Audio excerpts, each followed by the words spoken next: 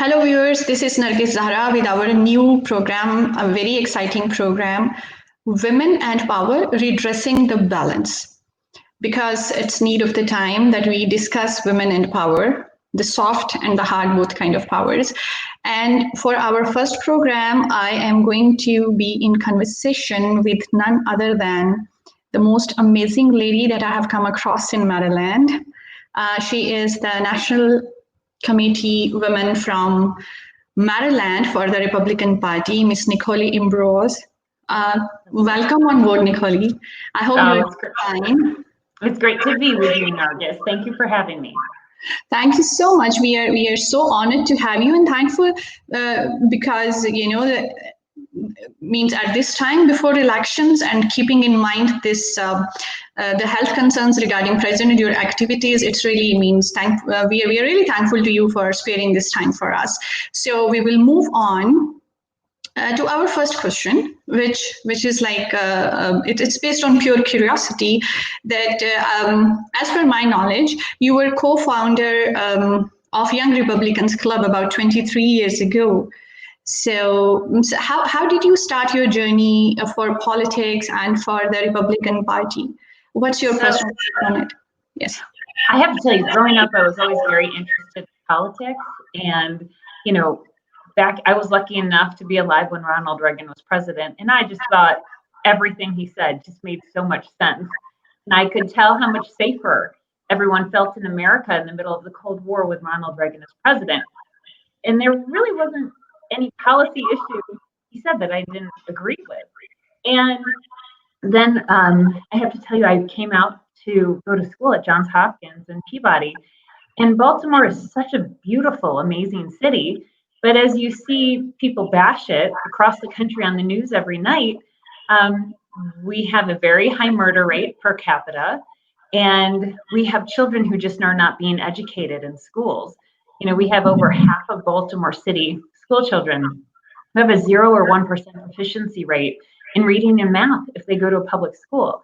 And I looked at Baltimore and I decided to get politically involved. Baltimore is an 85% Democrat city. It is the dreamland of every Democrat policy. Everything the Democratic Party says they stand for, they have implemented in Baltimore. And what are the results? Disastrous for the citizens of Baltimore City. Children aren't educated. The murder rate is high. There's rampant corruption. There's no control over money being spent. It's a disaster. It's hard to say things that Baltimore does well.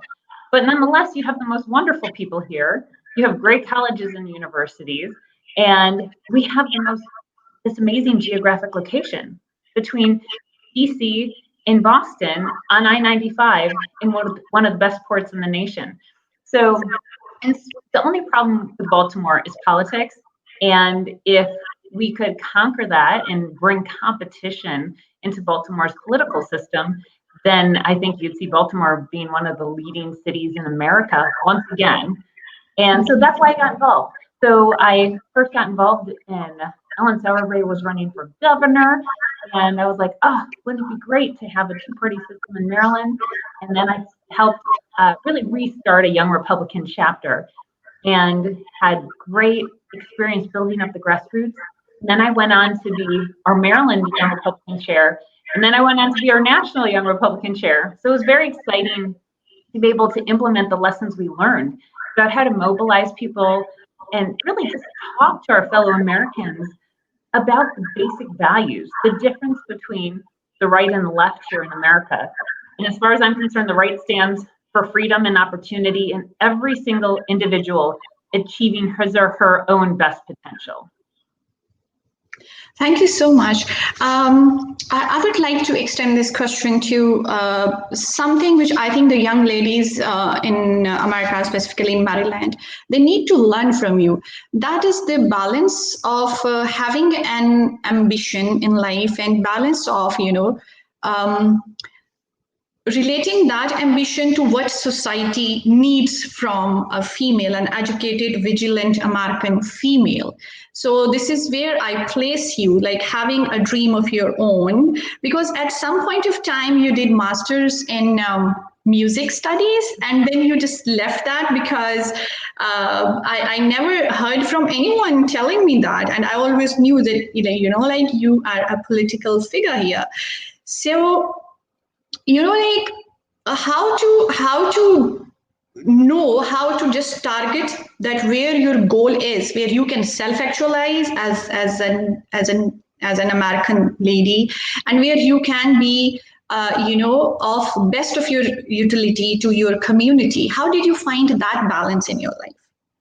Well, I have to say, I give my family a lot of credit because every generation I know in my family has been very involved in their community. And, everyone has their profession, but then they also focused on what they could do, whether it was in their church, little elected offices in their towns, or what have you. I just had the example set for me that you just do what you can to make the world a better place. And, we're not saying we're going to solve world peace, but if everyone does their best, we're going to create the best possible world we can. And I definitely believe the American dream is one of making sure your children have a better America than you had. And I feel right now that's very much a threat. So I feel like the best way for me to spend my volunteer hours is to make sure we keep America free and kind of fend off those leftist socialist forces, which we're really seeing in spades right now. Because I can't imagine, there's so many people who have fought for freedom and liberty for centuries to create this great American experiment. And we're also lucky to have immigrated here at some time or another to achieve that American dream. So my goal is simply to do what I can to make sure my children and grandchildren have the same America I grew up in at this point. That's great. So my next question leads from here to another thing, which is like when the people who are immigrating to USA, the people who are keeping an eye on international media, they don't get that soft and proper image of the Republican Party of America. That image which actually I got when I personally interacted with the people on ground.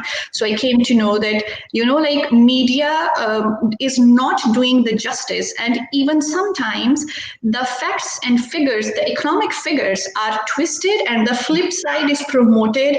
And like that sophisticated editorial twist in the language it's done in such a way that, for example, the recent thing of this COVID relief stimulus program and the statement of President Trump around it, and then the president's tweet, it clarifies the thing that actually the funds, are going from this channel to that channel. So he just, and he's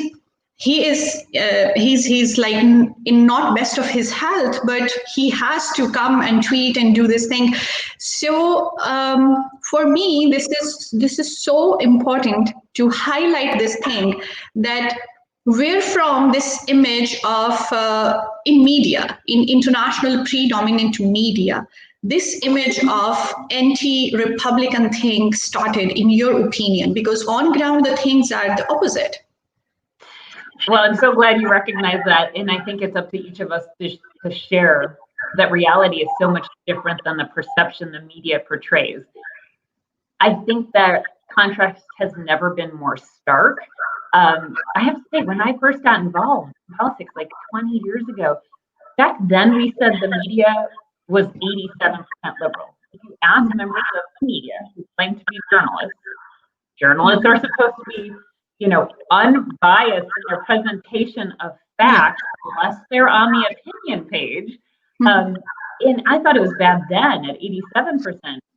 And now we're logging negative stories toward President Trump at over 95%.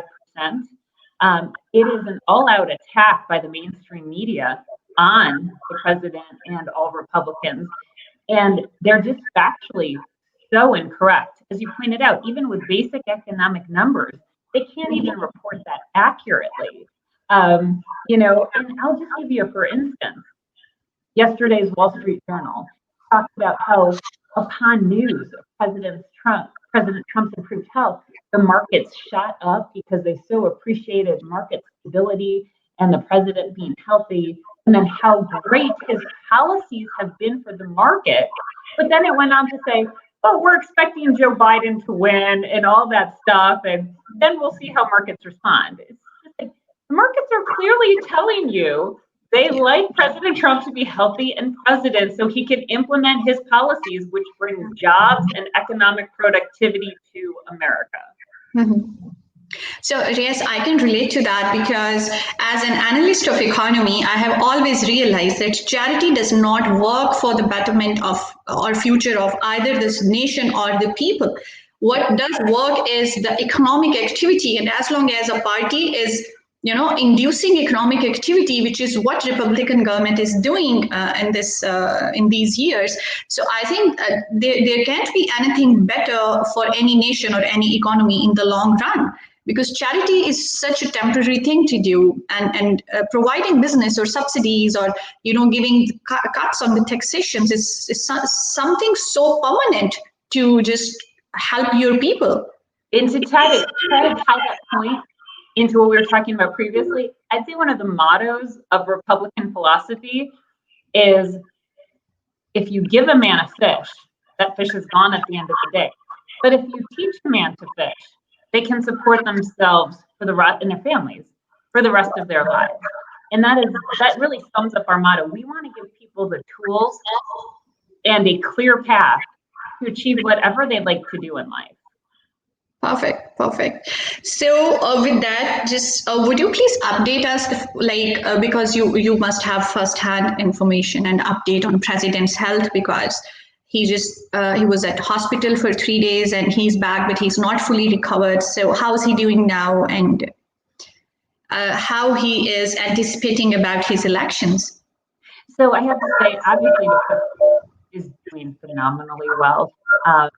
He is clearly, first of all, the man is healthy as a horse, and he's a tremendously healthy individual. As we know, he does not need much sleep. He's one of these people that is kind of the sleepless elite that maybe needs 3 or 4 hours of sleep a night. He got COVID. He conquered it in 2 or 3 days.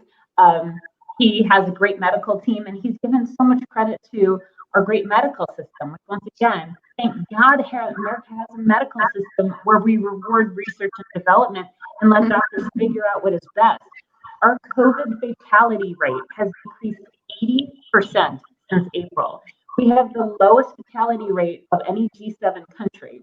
And if you take out a few of the really big blue states like New York, which sent COVID patients into nursing homes, we would have one of the lowest mortality rates in the entire world on this disease. So thank God President Trump is healthy. Thank God America is dealing with this so incredibly well. Thank God for our doctors and nurses in our medical system, which allow innovation and problem solving. But I have to say, I led the prayer service for President Trump, along with Pastor Shannon Wright and Delegate Rick Metzger in front of Walter Reed this past Sunday. And the president just completely wowed us. He came out. Actually, I was singing Amazing Grace, and he came out as soon as I finished singing that to wave to everyone. And at any other point in history, the news story would have been, oh my gosh, the president is doing so great. He could leave Walter Reed to wave hello. He is reassuring the entire world that he is safe. He's keeping bad actors in their place. He is reassuring the American public that he is on the mend and doing well. What great news. And instead, the media attacks him. And furthermore, I mean, it was the most ignorant attack imaginable. Oh, he endangered the 2 Secret Service agents in his car. Do they not realize the Secret Service must be around him at all times? He's president of the United States. Yeah. And it's just these ridiculous arguments because they're so consumed with hatred and cannot report objectively on anything. But great news for America that President Trump is doing well. I have to say, campaign has been doing great. We've had a very active campaign where Joe Biden has literally stayed in his basement until October. You know, the president has been running a re-election campaign for years now. We have had an unprecedented voter turnout operation and a voter contact operation. Our Republican registration numbers have been exponentially increasing, especially in swing states like Pennsylvania and Florida. Our poll numbers look very good. I don't want to make the Democrats work too hard here because they've had a pretty minimal operation.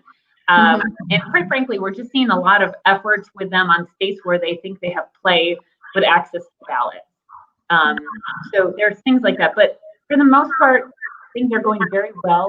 And as I tell my fellow Republicans all the time, I think our silent majority, there was a term in 2016, the silent majority stands with Trump.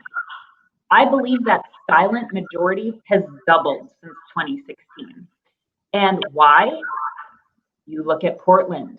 You look at the man who's participating in prayer who was shot on the streets of Portland for being a Trump supporter.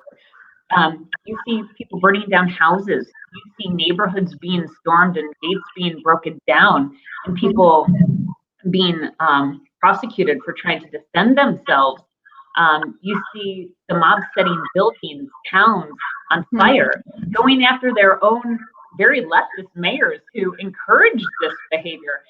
And this is why Republicans will not respond to polls. They don't know who the person is calling them. They're afraid for their lives and their families' lives. So you have a lot of our supporters, and I won't even say our base, because a lot of these people are registered Democrats or registered independents that are planning to vote for Trump, that they're not going to respond to a poll of some unnamed person they don't know or trust. Thank you so much. I love this expression, bad actors, keeping bad actors in place. I actually am, I'm enjoying since the second you just spoke it, because, like as an analyst, means I just have realized two things. One, I look at this President Trump's government as a true democratic government because it has not used the pandemic to control or having that emergency constitutional powers in hand, or to just give a ripple effect of the panic, because obviously government is panicked because the economy is in the lockdown and the activity is reduced and all. But this is one of those governments which has not used this to compromise democratic culture of true America. And secondly, yes, how I look at it is, working hard for peace in foreign policy. And I'm loving that because there is this war on terror, which is going on for 2 decades. And everyone is having a wish to let it end soon. So my last question would be, because we are a kind of like millennial generation and the voters are millennials, and they're having this information explosion on their palms, having this digital access to everything, and the media is chanting something which is not the ground reality that you educated us on today. So what would be your, I would say, suggestion or advice for upcoming grassroots Republicans? Because we want more people like you to spread, efficiency and results and positivity all together. So what would be your suggestion? Well, the number one thing that I advocate for is being a happy warrior. I think it's really important to convey our beliefs in a positive way. And the thing is, freedom and liberty are very happy things, right? We want people to be free to make their own decisions. We just think government should be there to provide national defense, provide basic tools, make sure you have good roads, good schools. And the fact that we just want you to have the tools to live your best life and achieve the American dream. So I think that's a key to just be the happy warrior and conveying those thoughts. But we have to acknowledge we are up against very dark forces. As I mentioned, I had scheduled that prayer service for the president. Yes. I cannot tell you how many people wished death upon the president or death upon people praying for the president. Our Maryland GOP executive director was there with her 6 and 9-year-old, and someone threw a bottle of bleach at them. Another woman with a Biden-Harris sticker on her car got out and disrobed herself to present her naked backside to people praying for the president's health. Wow. And you can see on my Facebook page, Nicolee Ambrose, I took some of these Twitter statements can be in my Twitter page too, of people just wishing harm. So we have to realize it is a struggle against people who, I don't know what else to say. If you're wishing death upon anyone you disagree with politically, that is darkness. That is something that must be fought. And I'm especially going to fight it because not only is it darkness, but I disagree vehemently with everything they stand for. They stand for socializing our system, for making the government make all of our decisions. And personally, I'd like to be able to work with my children to choose where they go to school, to choose if they can go to college, to be able to move if where I'm living isn't working out. These are all things that we have choices because we're free, and freedom is a very rare thing. And last point, you touched upon people really, basically, I think so many of our problems come from people not understanding the rest of the world. If more Americans could travel and see how lucky we are to have these freedoms versus go to China, go to Russia, see if you can get away with that. North Korea. Right, North Korea. See what happens to you when you dissent or have a different opinion there. We stand for freedom, we stand for the First Amendment and all the other amendments which keep people free and allowed to live a safe, prosperous life here in America. Thanks so much. So as I have derived few points. So I consider you as a hope for young Republicans and the future of America, seriously. And I would say flag bearer of freedom and opportunity. This is what America stands for. And this, yes, we never know what kind of bad actors are being kept in place, and we don't know them because just like in media, there could be very sneaky forces making us believe all the wrong things for all the wrong reasons. So when buying an opinion, I think we should be vigilant as citizens, as voters also. So thank you so much. Thank you so much. And this message of being a happy warrior, I think it just sums up the idea of this program also, because this pandemic has taken all the ladies back in the center, back in the seat, schooling their kids from home, supporting their family and works from home, and being the epicenter of every activity once again. And I have seen in constituencies that female opinion does affect the voting of their families subconsciously. There are researches on it. So thank you so much for being the role model for the ladies from Maryland. And thank you so much for sparing time because these days are very precious for you especially. And it was an honor and I think a pleasure having you. Thank you so much. Have a great day. Great to be with you, Nargis. Yes, thank you.